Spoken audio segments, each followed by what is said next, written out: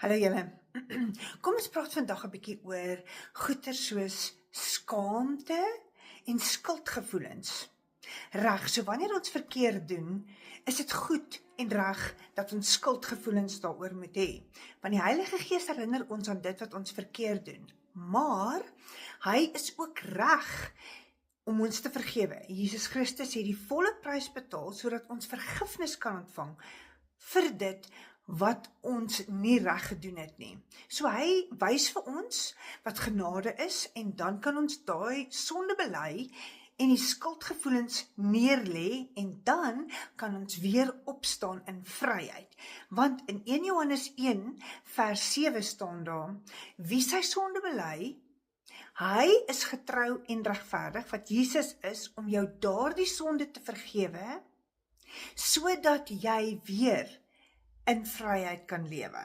Okay, so hier is wat met jou gebeur wanneer jy in daai skuldgevoelens bly vashak.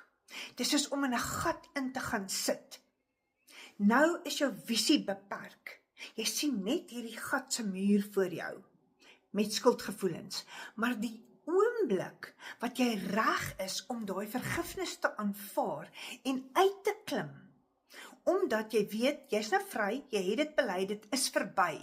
Hy sê hy verwyder ons sondes wat ons bely het, so ver as die ooste van die weste van ons af.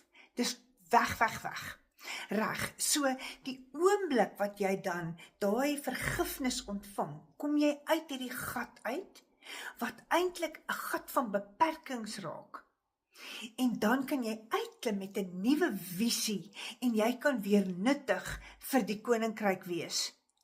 Die oomblik wat jy sy vergifnis ontvang. Jy man, ons almal wil nuttige instrumente in die Vader se hand wees. So kom aan, klim uit daai gat uit.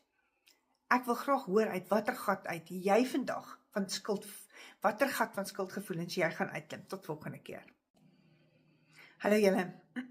Kom ons praat vandag 'n bietjie oor goeie soos skaamte en skuldgevoelens.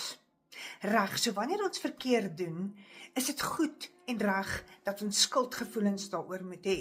Want die Heilige Gees herinner ons aan dit wat ons verkeerd doen. Maar hy is ook reg om ons te vergewe. Jesus Christus het die volle prys betaal sodat ons vergifnis kan ontvang vir dit wat ons nie reg gedoen het nie. So hy wys vir ons wat genade is en dan kan ons daai sonde bely en die skuldgevoelens neerlê en dan kan ons weer opstaan in vryheid. Want in